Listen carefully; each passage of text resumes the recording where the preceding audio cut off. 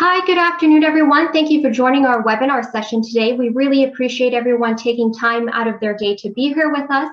My name is Sandra, and I'm the Marketing Coordinator at TorontoJobs.ca, and we have partnered with Access Employment to host this session. Access is a really great organization providing a lot of workshops and resources for job seekers. We've partnered with them for several events in the past, and we're really happy that they are joining us again today to host this webinar. We are joined by Geetha. She is an employment consultant at Access, and she'll be speaking on the topic hiring trends in Canada. She'll be providing a lot of great tips on tailoring your job search and so showcasing your skills in our current and future job market. Just a couple of things before we start the presentation. We will be taking questions, however, they will be answered at the end of the presentation, so about the last 15 to 10 minutes. If you have a question, there's a little box at the bottom of your screen. It's named Q&A, and you can just pop your questions in there, and we'll try our very best at the end of the presentation to answer all of them. We also get questions about Access Employment handing out their slides. Access doesn't actually hands out their slides to our viewers, but we are recording the session, so you'll be able to get access to the recording after the presentation. I think that's it on my end. Geetha, if you're ready to start your presentation, you're more than welcome to do so. I hope everyone enjoys the session, and I'll be back at the end. Thank you. Thank you so much, Sandra, for the presentation. Hi, good afternoon, everyone. Just to let you all know, because my internet bandwidth is a kind of really weak, so I would not like to turn on the camera right now because of that. I do not want the presentation to be affected because of technology. So during the Q&A session, I'm going to turn on the camera so you'll be able to see who the facilitator and the presenter is. So I'm just going to switch to the slideshow right now. If any of you are not able to hear me well, understand me well, or see the presentation or the slides, please let me know on the chat so that I know that everything is okay.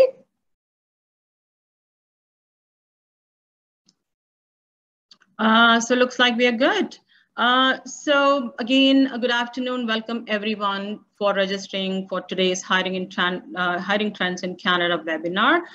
Thank you so much for coming in today. Hope you're all doing well and taking care of yourself during this pandemic harsh times. So basically, as you all know, this webinar is going to be an hour in length, including the Q&A. I'll try to do my best to make sure that I give all the information, share the knowledge that helps you in your job search. Just to let you know, I'm an employment consultant working under the Employment Ontario program with Access Employment at the Mississauga Access location for about 10 years or so.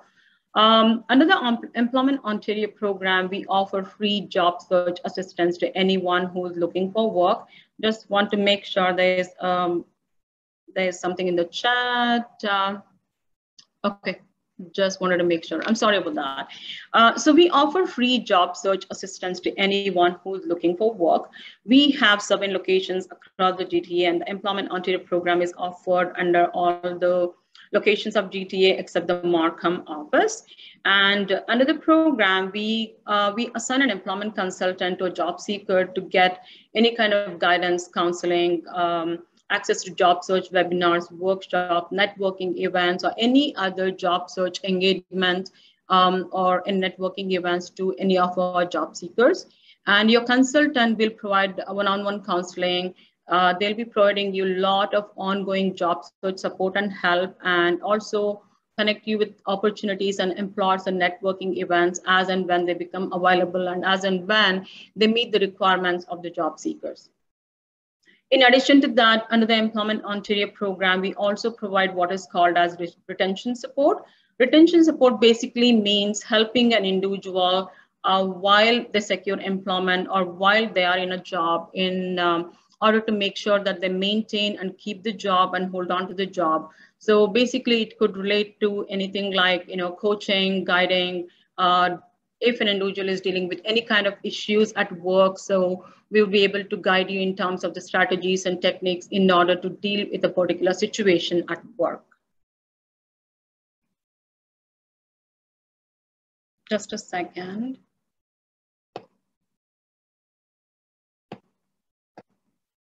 Sorry, guys. Okay, we are good. So on Access Employment, we offer different kinds of employment programs and services. And through the programs over the years, we have established a network of 2,500 employers or more than that. And through the different programs, we offer, as I said, different kinds of job search help, support, and assistance that could involve preparing you towards a scheduled interview in terms of conducting mock interviews. We also connect job seekers with different employers. Through the different programs that we offer, we have established connections with different industries and sectors. We also offer the bridging programs. So we do get job opportunities related to different sectors, like it could be HR, it could be supply chain, it could be sales and marketing, information technology, engineering connection, just to name a few. In addition to that, we also hold what is called a speed mentoring events, which basically is professional networking events. It's just like speed dating, if some of you know what I really mean by that. So the objective of a speed mentoring event is basically to give exposure and experience of interacting, having industry-related professional conversations with mentors who are already working and established in the field. In addition to that, we also have employee liaisons attached to different programs that we are offering. Through the help and coordination between the consultant and the employee liaison, we are able to do what is called as job matching and placement support. So through that, sometimes we are able to provide what is called as a simple training incentive to an employer to hire our job seekers. So these are some of the main help that we offer to job seekers. Just to let you know, as you see from this slide, recently we held different kinds of job search related engagements and webinars and workshops and networking events that help job seekers connect with networkers and basically professionals who are working in the field, improve their job search skills and strategies, and learn from the coaching and the interaction that they had during these events. Hope I'm not too fast. Now, what you see is basically the workshop series. These are the basic job search webinar series that we hold on a regular basis, meaning monthly basis. These are scheduled on a monthly basis. And these webinars take place only once a month. So these are basically hosted through Access Employment staff members and Access Employment website. If you're interested in participating in any of these job search webinars, you can definitely go on the accessemployment.ca website that you are seeing at the bottom of this slide. You can register for any of the webinars that you are interested.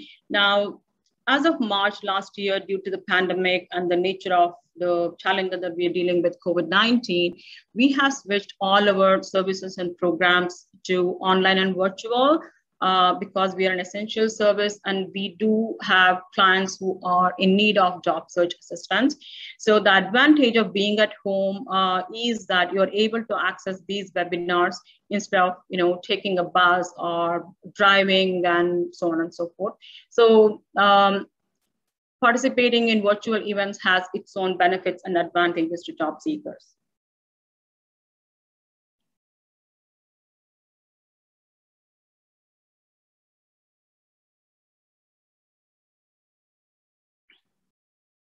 Now, all of us know that job search can be a very daunting process. You may have heard from, people in terms of words of mouth, family, friends, or maybe you have already experienced. It's a 24-hour effort, and it's not. I can understand and imagine that job search is not an easy process for any job seeker to go through, especially when things do not happen when you want, the way you wanted, or you do not get an interview, or the resume is not working according to what you expected in terms of getting responses in interviews. That can be extremely discouraging and demotivating. But as a job seeker, I would definitely recommend all of you to keep your hopes high, stay optimistic, be proactive in your job search. Always try to make sure that you evaluate and assess your job search skills and strategies to see what is working, what is not working, where are my strengths, where are my weaknesses, what do I need to improve in order to make sure that I move forward in my job search. The reason is, all of you know that job search is a step-by-step process. And so from that point of view, as long as you're getting interviews and responses from your resume, I would definitely say the resume is working. But in a situation that you have been looking for work for some time, things are not happening in your favor in terms of responses and interviews, then that's the time to look at really, okay, what's not working? What should I really look into? Can I talk to an employment consultant who will be able to probably review, evaluate, and advise what needs to be worked? And they're just tips on basic job search strategies and techniques. So from this webinar today, we'll be learning the key question that we will be addressing is what are the current trends and practices in recruiting and hiring? How is technology used in hiring and recruiting? How can you use technology to your own advantage in searching for a job? What can you leverage when negotiating for a job? And how do you, what is that? How do you ask for it? I'm sorry, the little screen was blocking the view.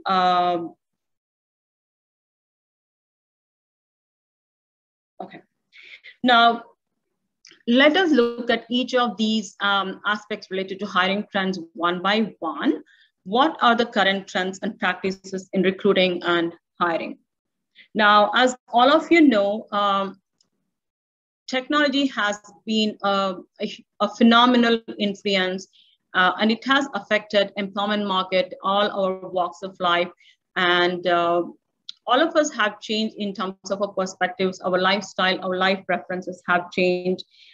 Customer experience, consumer behavior has changed, and technology has been taking over different aspects, different walks of our life, and is becoming extremely key that we are abreast in terms of what is happening and how is technology really affecting the employment market, and how employers and recruiters and HR professionals are using technology.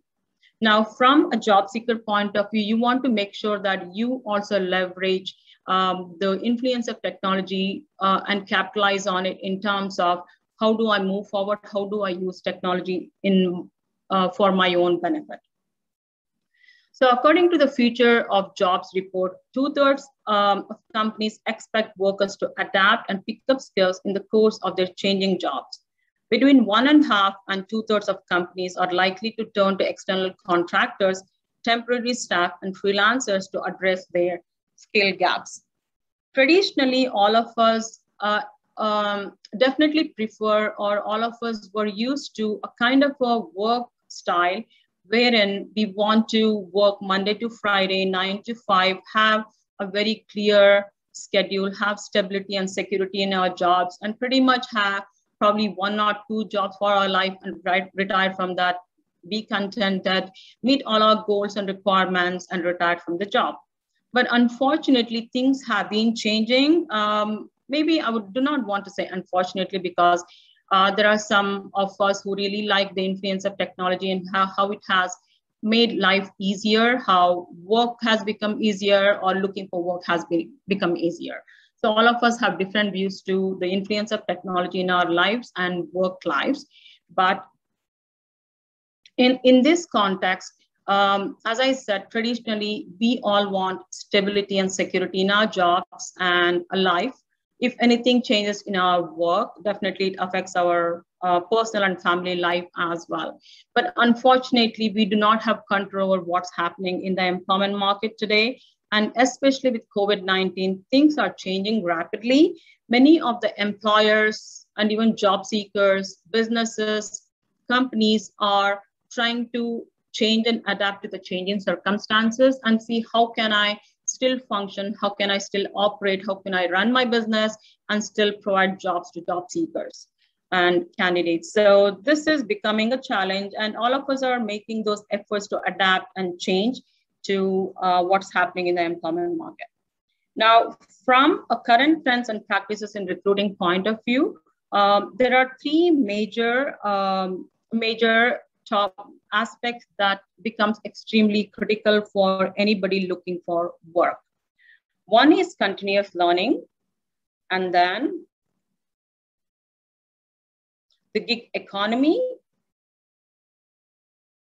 technology and recruiting. We are going to look into each of these factors a little bit in depth within the time given to us to try to understand how is this crucial for me, how is this important for me, how do I use this to my own advantage to make sure that I am a confident job seeker.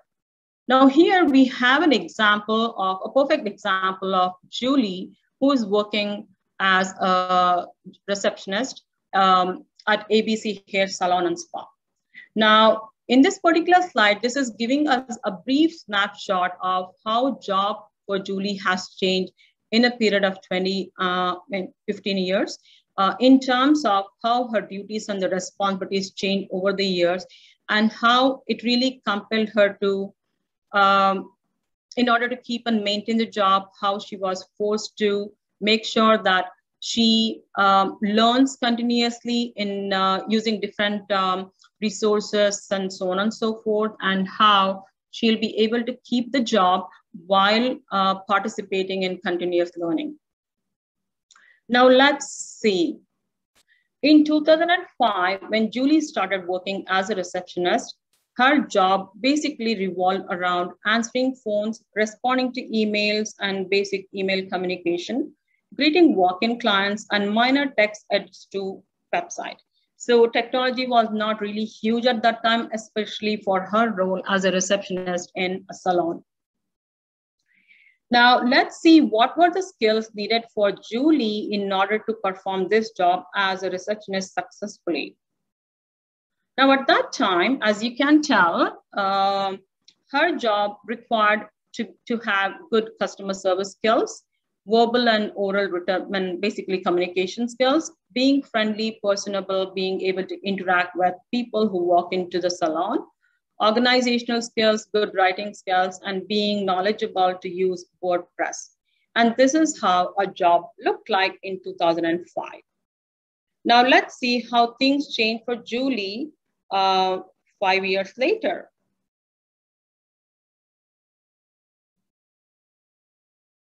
Now, 2010, as she stayed within the job, we can see that her duties and responsibilities changed from just providing basic receptionist service. In 2010, her job duties increased, or more duties were added by the company or the employer or the industry, generally speaking. It also added managing email lists, email marketing campaigns, planning and scheduling topics, creating content. Now, as you can tell, as her duties and responsibilities increased, the skills needed to perform the job also increased because expectations increased, probably competition increased. So she was compelled to learn more, keep up the job, and improve her skills to perform this job effectively. So other skills that were needed for her to perform included listing management software, creativity, excellent writing skills. So it was just good writing skills was not enough for her. She needed to improve her writing skills from good, it increased to excellent. So the degree of, or the depth of the skills needed increased gradually. In addition to that, she needed to be well-versed with proofreading and copy editing as well.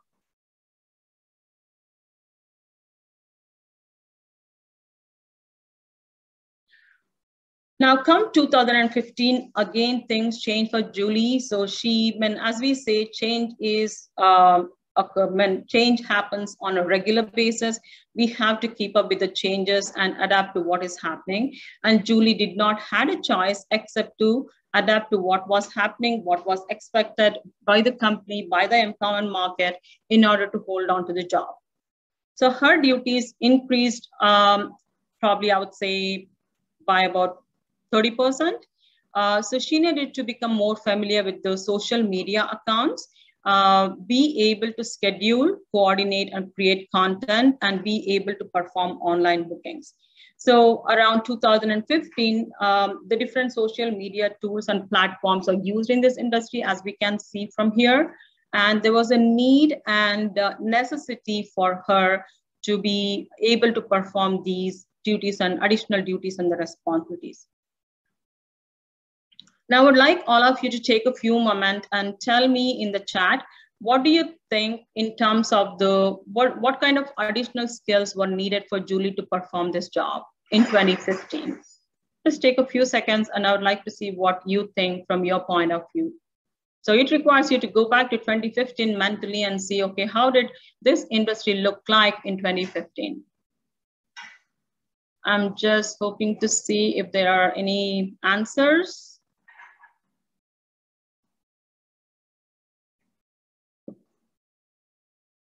Okay, I see a couple of them.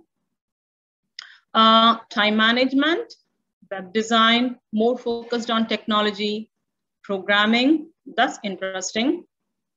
Skills related to computers and media sites. Great, guys. Thank you so much for contributing to this. LinkedIn web design, great.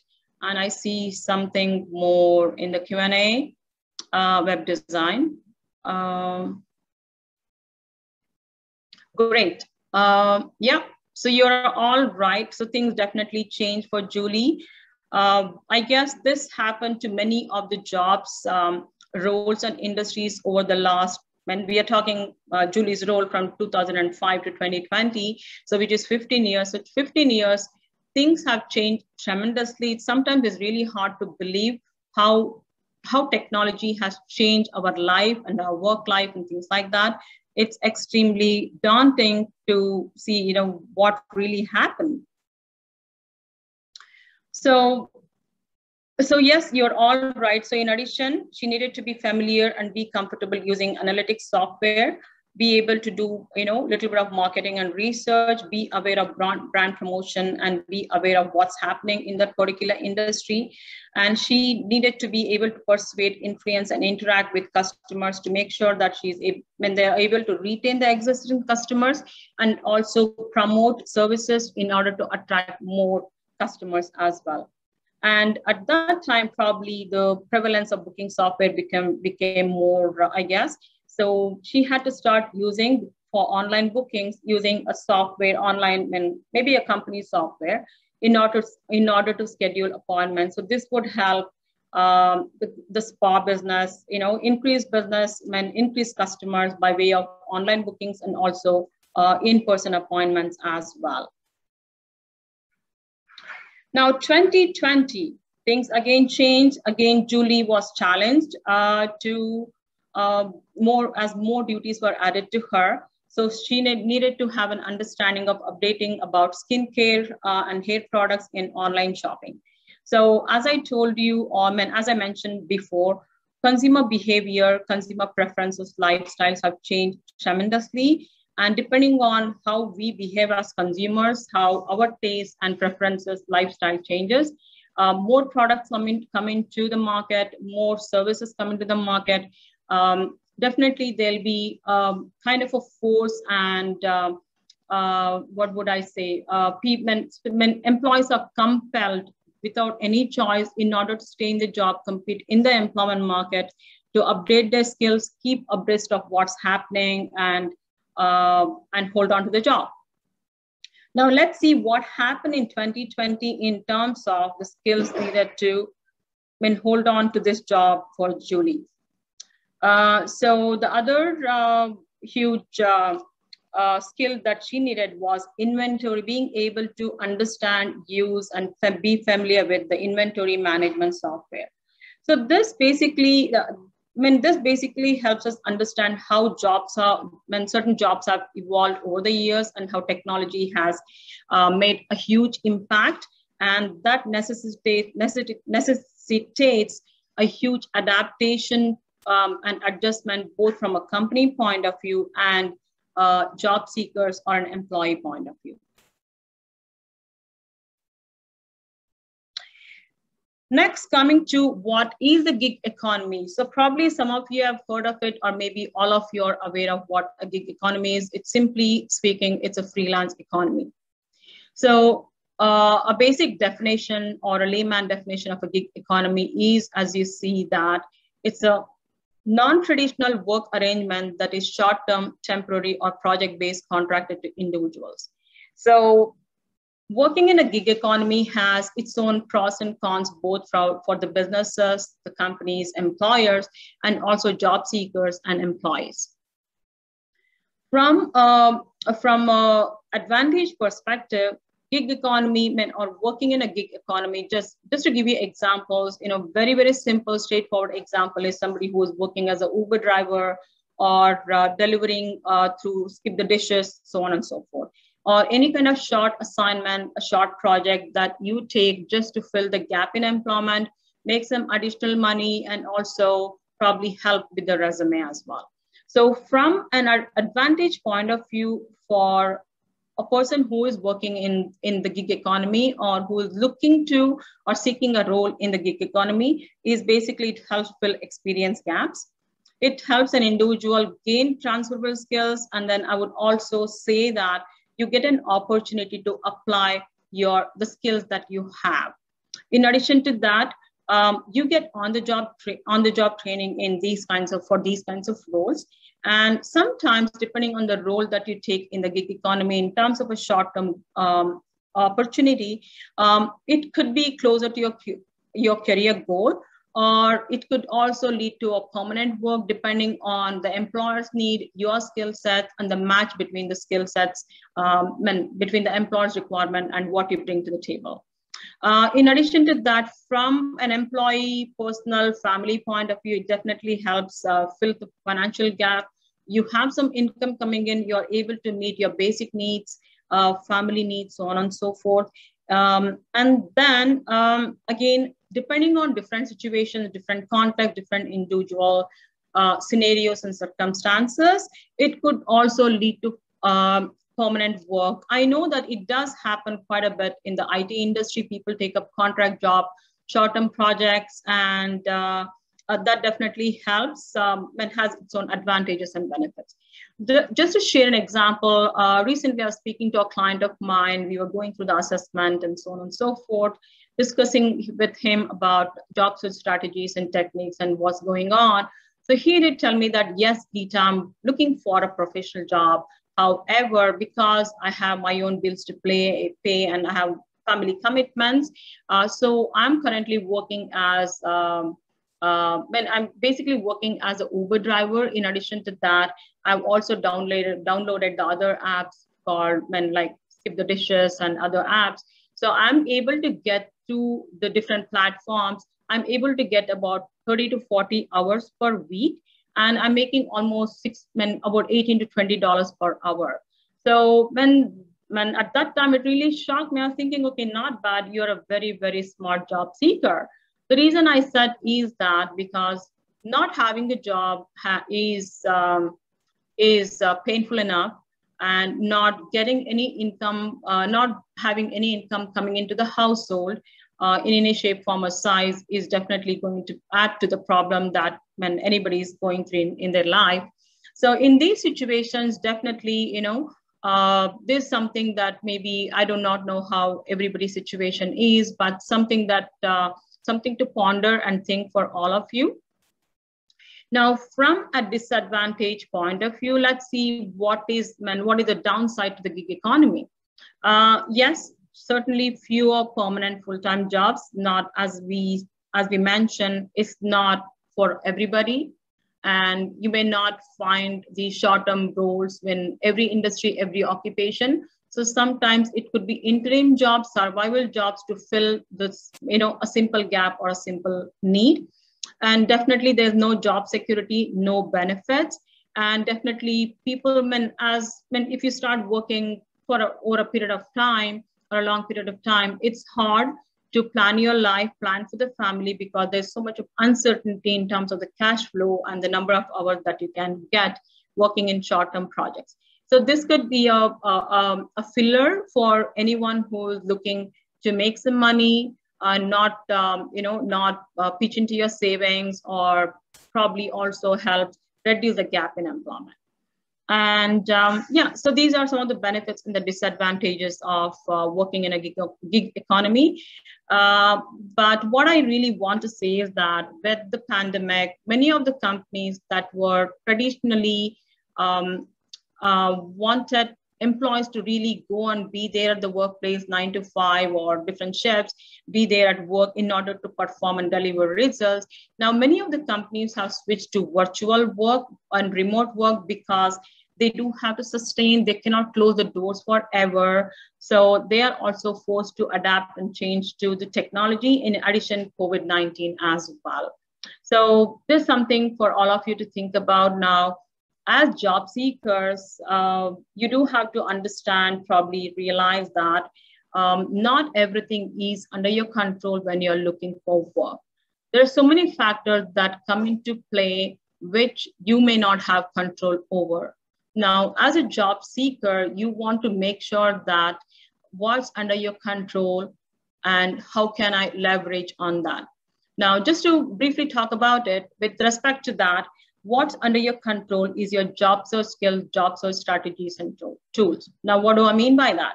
So this is basically, how do you look for work? What are your tools look like? In terms of your tools, basically, we're looking at the key tools for your job search are a resume, a cover letter, and your LinkedIn profile. And your strategies basically are, how do you network? How do you look for work? What are the different resources that you use? How are your job search skills and strategies in terms of probably networking, interviewing, responding to questions, and things like that. So these are certain things that you have control over. It's always good, as I said, take an inventory of your skills and strategies, see what is working, what is not working, keep assessing and evaluating on a regular basis so that you're able to move forward in your job search and not stay where you are. Now, from this point of view, your job search is a step-by-step process that all of us know. Things do not fall on our laps easily. We have to put in a lot of efforts, be proactive in order to make sure that things work in our favor. Now, from a job search, from a fundamental job search step point of view, your basic fundamental job search tool is your resume. And all of us know the objective of a resume, or the purpose from your point of view, is to move from point A to point B, meaning from applying for a job, you want to be in a situation where you're getting either telephonic interviews, virtual interviews, or in-person interviews. If that is happening, you're moving from point A to point B. Now, as everybody everybody is aware and understand, the objective of a resume is to get the interview, and is the interview that gets you the job. And that's why I said, as a job seeker, please assess your skills and strategies at every stage of your job search. And if you're getting interviews and interviews are not getting you the job offer or taking you to the next stage, then you need to understand that, okay, my resume is working, my interview is not working, so what should I do? Okay, just food for thought for all of you to make sure that you recap, evaluate, reassess your job search skills and strategies. Now what we are looking at is basically recruiting and the hiring process. Now, all of us know that it's definitely a long process. I would definitely take this back. It could be a long process, it could be a short process, depending on the size of the company, nature of the job, the industry, so on and so forth. Now, sometimes it could include only some of these steps or all of these steps. Now, what you need to be aware as a job seeker is that understand these processes and the steps and accordingly act and behave in the employment market. Now, recruiters, employers, businesses are relying more and more on the different social media tools, online marketing, online sourcing candidates online, going on LinkedIn, so on and so forth. You really want to make sure that you're prepared for every stage of the recruiting and the hiring process. Sometimes just when a resume taking you to an interview, one interview can be the decision maker for an employer. Sometimes, in addition to a pre-screening interview, there could be skill tests, there could be aptitude tests, and once you complete that and they're satisfied with your performance or how you failed in the test, then you could be called for an in-person interview or a virtual interview or a panel interview. And when it definitely varies, role to role, company to company, industry to industry, like all of us know.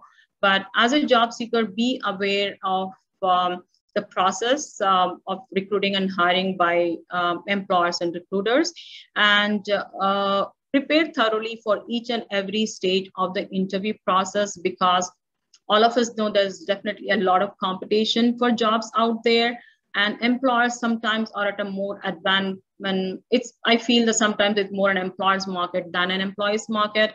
So you really want to be very cautious in terms of how you behave and how much of proactive steps you take in order to move forward in your job search.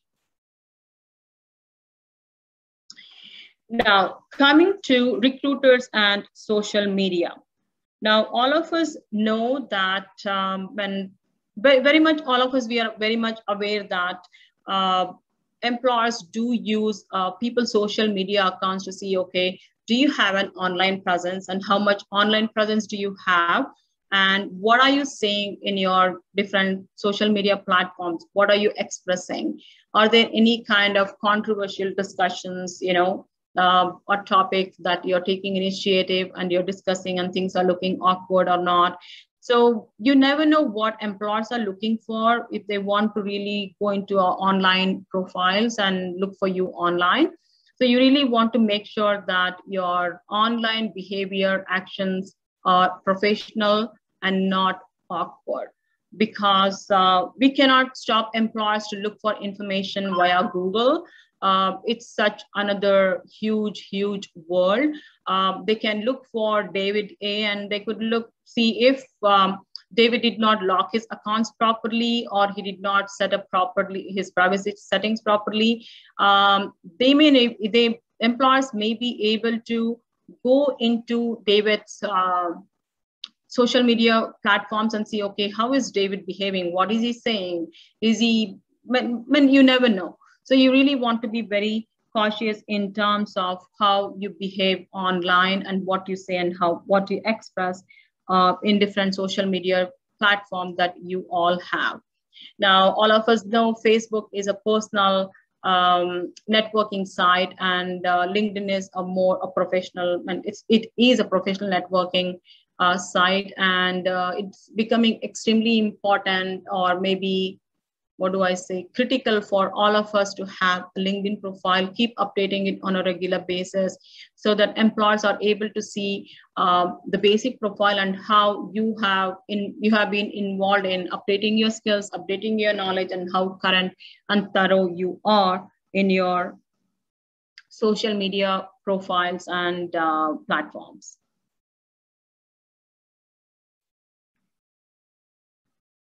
Now, coming to technology and recruiters. So I'm just repeating, all of us know how technology is influenced. It feels like it's taking over every aspect and every part of our life. As you see from here, 98% of Fortune 500 companies use an ATS, which is the Automated Applicant Tracking System. 13% of recruiters say AI is a regular part of their HR system. 55% of recruiters say AI will be a part of their HR within the next 5 years.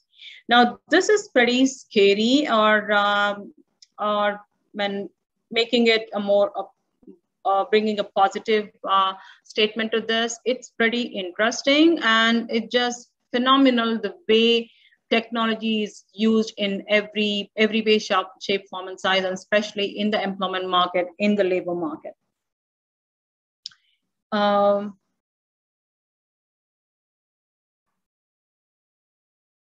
Okay. Now, I just want to really dwell into ATS because it's extremely critical for you as job seekers to really understand that ATS is really huge. The use of ATS by companies, especially the big companies, are really huge. So like all of you know, ATS is basically used to scan resumes, and the objective of using the ATS especially is to identify keywords from the job posting. So it becomes extremely critical for job seekers. When you're applying for a job, please make sure that you analyze a job posting. Now, when I say analyze a job posting, you're going deeper into the job posting. You're not browsing it. You're just not reading it. You're trying to understand in between the lines and try to identify what are the technical skills that the job is asking for, what are the soft skills that the job is asking for, what are the industry specific skills, the job specific skills this particular job posting is asking for. Now take an inventory of that and compare to what you bring to that particular job in terms of those specific skills. Have I used this particular skill in my previous jobs? Do I know about it? How much do I know? What is the depth of that particular skill for me? And do I feel confident about it? So when your answers to some of these questions is yes, yes, yes, and that's the time you want to make sure that you capture those keywords on your resume. Now, the keyword for a job posting comes when go through the job posting right from the very first word to the last word. Probably all of you go through the same process. I'm not really sure. If you're doing it, awesome. Kudos to you. In case you're not doing it, I definitely would like you to switch to not just reading a resume, analyzing a resume. So it's extremely important that you capture these keywords on your resume, definitely on your cover letter. And in case you are forwarding your resume and the cover letter via email, in the body of the email, just briefly bring in core keyword that the job is asking for, so that when they run the when they use the ATS to scan your resume, your cover letter, or whatever official doc or I don't want to say official, formal documents, formal communication that you use, ATS is able to identify and capture the keywords from all these official correspondence and communication. The more number of keywords ATS captures, the higher the probability that you'll be shortlisted for a pre-screening interview, or you'll be contacted for an interview. It's extremely important that you take this approach to applying for a job. Now, sometimes smaller companies or maybe medium-sized companies, maybe they still go through manually scrutinizing and scanning the resume, looking for keywords. And sometimes it appears that there are more cheaper ATS software that's being developed across, which could be used by companies who are not able to afford expensive ATS or HRIS systems. Now, I would like you to take, all of you to take a few moments and let me know, on an average, how much time an employer spends to review the resume. Few seconds. Hope all of you heard my question and understood my question. Okay, I see one response. 2, 10 seconds, 5 minutes. I wish 5 seconds. Okay, let's see if there's anybody from the QA, anybody entered any 10 seconds, less than 5 seconds. Great. Thank you so much, guys, for your response. Generally, it's the maximum time they might spend on your resume is about 30 seconds. So imagine by the blink of your eye, 30 seconds is done. So you really want to make sure that you submit a resume by analyzing a job posting, number one, by capturing the keywords on your resume, by capturing the keywords from the job posting and incorporate that into your resume. It's extremely critical because your objective is to make sure that you get a response, you get an interview for the application that you submit to an employer.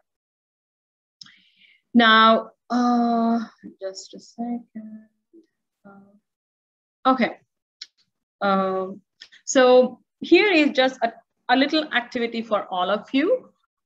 So here is an activity for all of you to identify which ones. We have 6 candidates here who are applying for this particular job. Looks like it's a graphic designer position.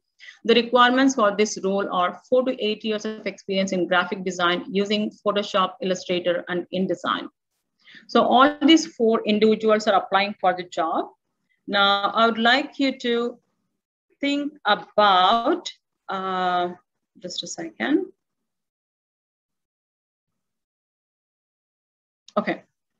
Now, who do you think would, out of these 3 individuals, who do you think an employer would pick in order to probably call them for a pre-screening interview? Just take a few seconds and just enter your response in the chat.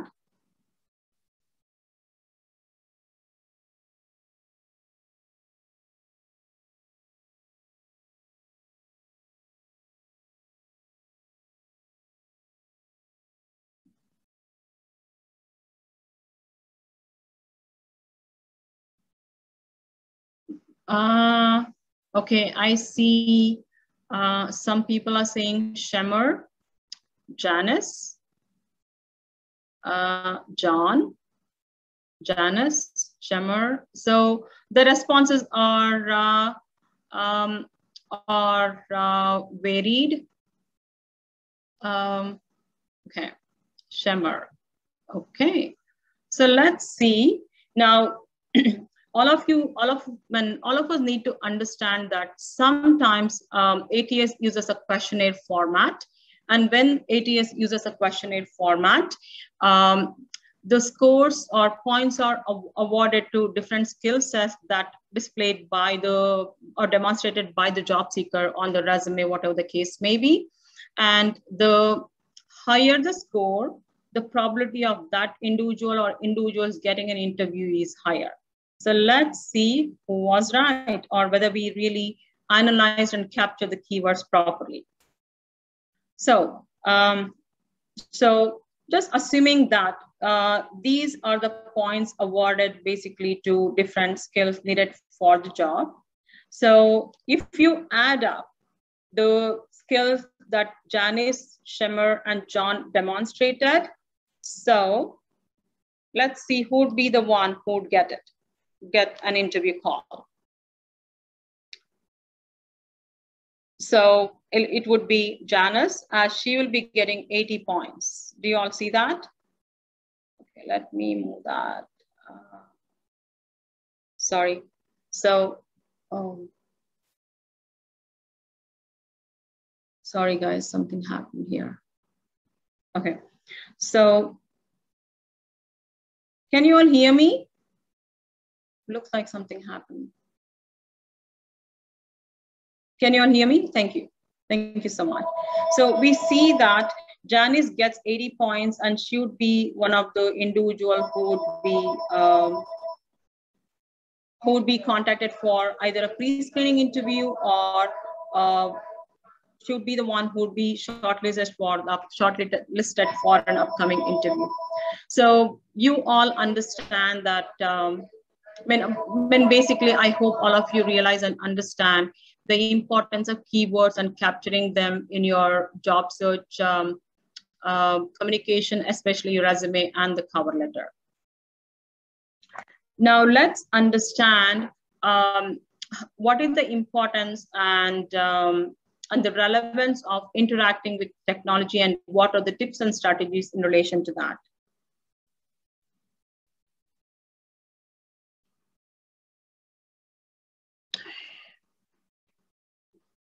Now, this is just to help us all understand, again, in terms of a job posting, what is a job really asking for, and the importance of going through the complete job posting from, as I said, from the beginning of the first word to the last word, understand the instructions properly in terms of how should I apply for this job? What is an employer or a business is asking for me in terms of applying for this job?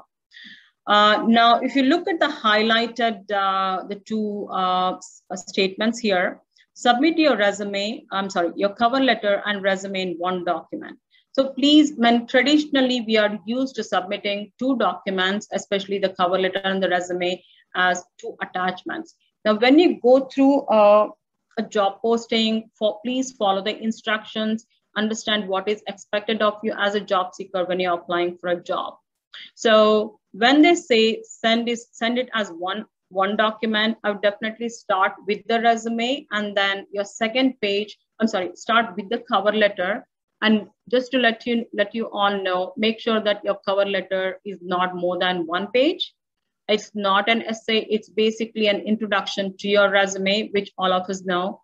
Start with the cover letter, and your second page, depending on the length of your resume, your second page will be your resume. And the third, probably your third page would also be a resume if it's a 2-page resume. Please make sure that you maintain consistency and uniformity throughout the resume and the cover letter in terms of use of space, margins, font styles, so on and so forth. Do not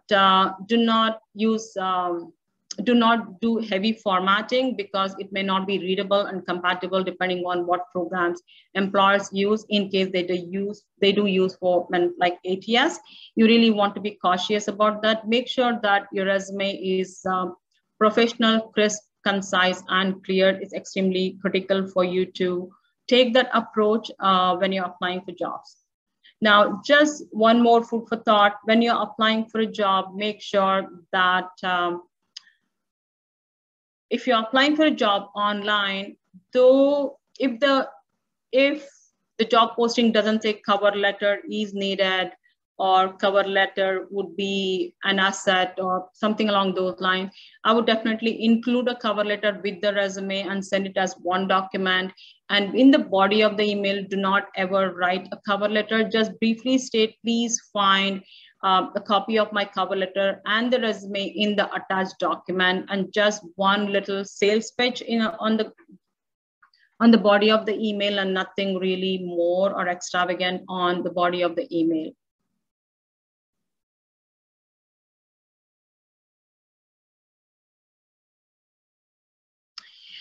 This is just briefly to tell you about LinkedIn. Probably all of you have a LinkedIn profile.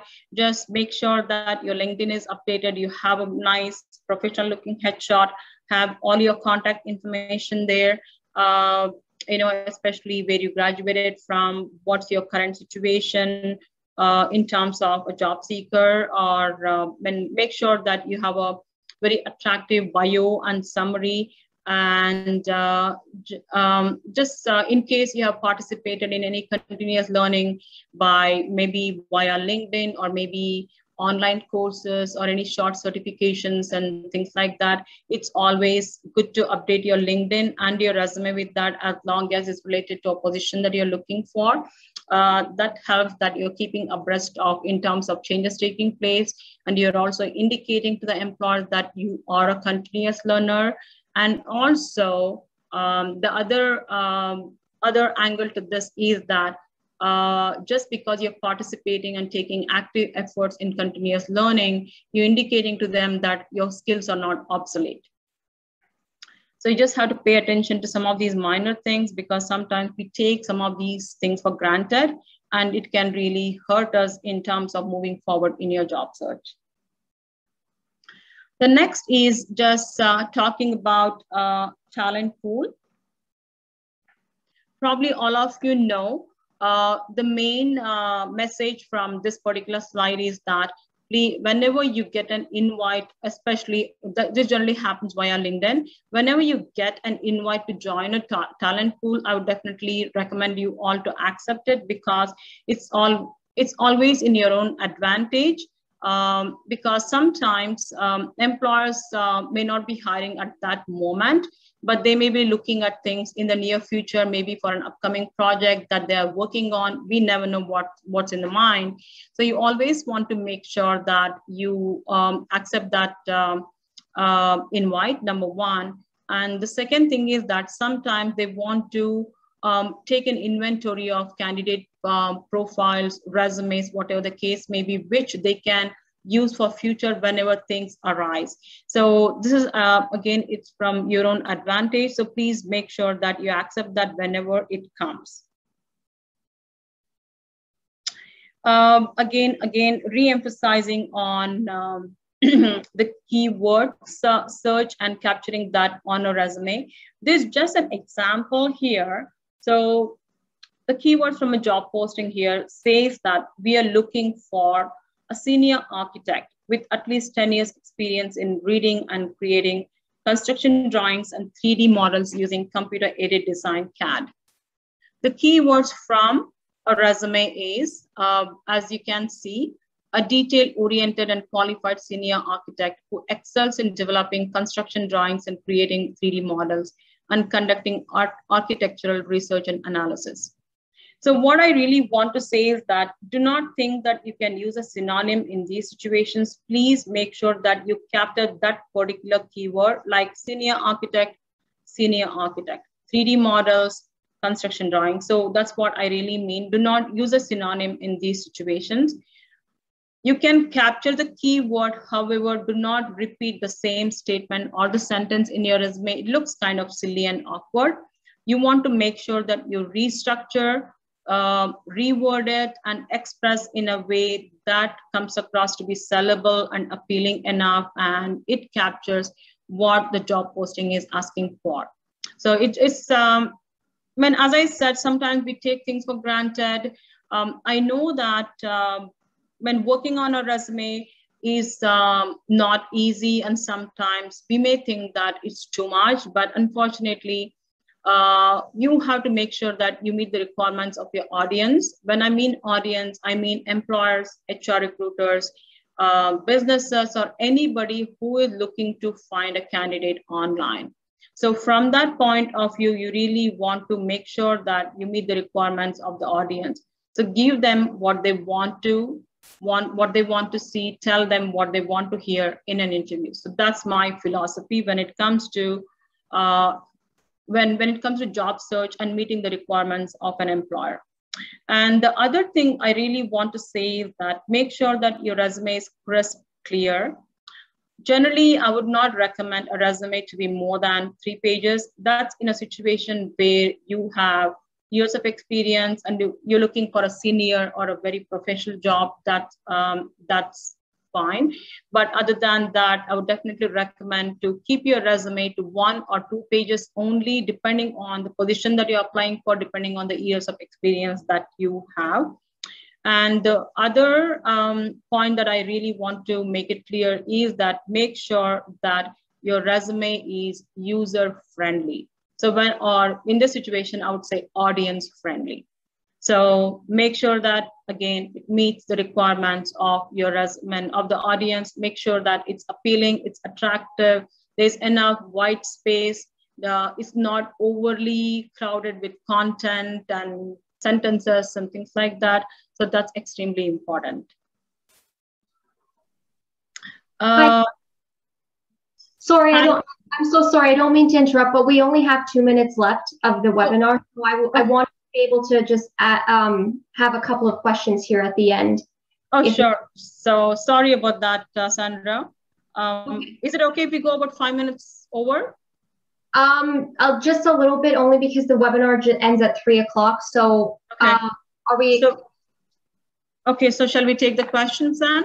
If you don't mind, I don't know how many slides you had left on your presentation there. I have probably 3 or 4. Okay. Are you able to maybe summarize just quickly the last couple of slides that you have there? Sorry, we're just on this time constraint. No problem. Sorry about that. Can I? Yes, you may. Yep. Thank you, Sandra. Yep. Thank you. Yeah, just to make sure that with respect to LinkedIn, please make sure that establish your connections, create new connections, and keep in touch with your connections is extremely important. And one more thing, cover letter, as I said, keep it professional. Do not keep it too long. Just 1 page and nothing really fancy, not too wordy. It's just an introduction to your resume, as I said.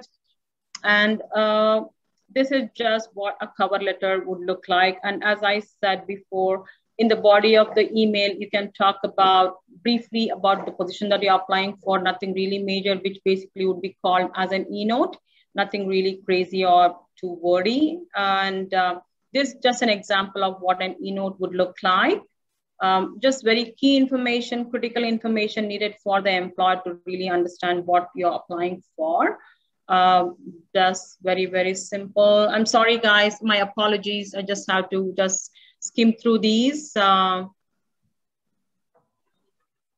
I'm sure all of you are aware of it, but in case you really need help, you can reach out to any of the consultants of Access Employment, and we'll be able to share, give you some tips and strategies and templates with you all with respect to either an e-note or a cover letter. Just make sure that you address the individual properly and the cover letter with a good note, professional ending to your cover letter. Make sure that you provide your contact information clearly. It's always good to showcase your LinkedIn URL as well. This is just basically about negotiating with employers. With respect to this, just make sure that in addition to the salary, employers also offer you what is called as incentives, perks, and benefits. So depending on your specific situation and things like that, you may be looking at, okay, what's better for me? It could be a combination of any of the salary and the incentives, perks, and the benefits. So just really be able to do not demand this from an employer, ask them in a very professional, courteous manner, respectful manner in terms of, and make sure that it comes across more like a conversation as opposed to demanding from an employer, because you want to make sure that you impress them with the way you respond, the way you behave, and the way you ask in the interview stage. And basically, this comes in the last stages of the interview process when they're really ready. So main objective is you want to be likable and friendly and impressive, and then other things come into the picture. And in a negotiating situation, please make sure that it's just not one way, it's definitely two ways, and you definitely need to be willing to compromise and sacrifice in order to move forward with the job offer. And make sure that you negotiate with a person who is really authorized to make those decisions, not with everybody during the interview process. Hello? Sorry, it was my phone. Oh, okay. Sorry. Okay, so I'm just going to go over a couple of questions that we have here. Sure. Yeah. Okay. Yeah. We have one person here that is asking, what is your opinion about video resumes? A great question. With the way things are going on with the pandemic, as I said, and the virtual world, there's really nothing wrong about having a video resume. If you're comfortable and confident to showcase that virtually, why not? Another question that we have here, someone is asking in regards to keywords, is it a good practice to actually bold the keywords in your cover letter and resume, or does it make a difference at all?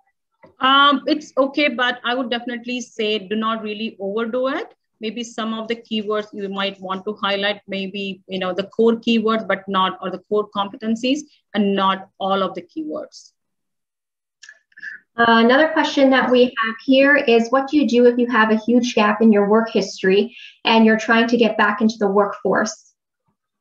Another great question. So when some of these questions definitely require a more descriptive response, what I want to say, re-emphasize that, as I said in the beginning, we do hold different kinds of job search webinars, and we have a webinar called Resume Development Skills. So it's about 1 hour in length. It's a great resume webinar to attend. We talk about tips and strategies, different resume styles and approaches, employer expectations with respect to resumes. I would definitely recommend, any one of you to take advantage of that in order to learn more about resume. And the other thing is that you could contact one of the Access officers, and we'll be able to assign you an employment consultant to assist you with your resume and job search skills and strategies and so on and so forth. The other thing we have here, during one of your interviews at the end, you have 3 candidates, and each of them had different skill set underneath them, and each of them had a point next to it. I guess the viewer here, it just wants a little bit more clarity on how were these points allocated, and what does that actually mean? Okay, so being on the other side of the fence, I would think that when an employer advertises for a job, there is a need to fill that particular gap or the role. So from the role point of view, the employer may think that I need 10 skills from a particular candidate. Out of the 10, maybe 3 or more important to the job than the other one. So I think you need to look at from that point of view. Sorry. Oh, sorry, I was just sharing the screen there. So yeah, we went 5 minutes over. Oh, sorry, hold on. I ended up sharing the screen here. Stop sharing. Okay, sorry. We did go over the event a little bit today, so I know there are other questions here, but you did mention that our viewers are able to contact Access Employment. Is there an email that I can put into the chat here that our viewers are able to contact after the event? Yes, they can, depending on where they live. If they live in the Peel region, they could definitely contact me. If they do not live in the Peel region, I would definitely recommend them to contact any of the Access locations which are closer to the place of residence. So in order to know the locations of Access, I would recommend, let me enter the accessemployment.ca website in the chat. Yep, and I'll actually I'll put your email address in here too to our panelists. Okay. Or sorry, our attendees. Yeah, sure. And just a reminder to everyone, Access Employment does not, they don't give out their slides, but we are recording the session. So if you want the recording link, you can just email us. I'll put the email in here again, info@torontojobs.ca. Thank you so much, everyone, for your patience. My apologies that I was not able to complete when I think it's pretty interesting. It's a very detailed webinar. There's lots of interesting and pertinent topics that really requires quite a bit of explanation. Sorry about it, but definitely please get in touch with us in case you really need any kind of help or assistance. We'll definitely be more than happy to help you all in your job search. Perfect. Thank you for the presentation. Thank you, everyone, for joining us today. Thank you, Sandra. Thanks, everyone. Stay safe. Bye-bye. Bye.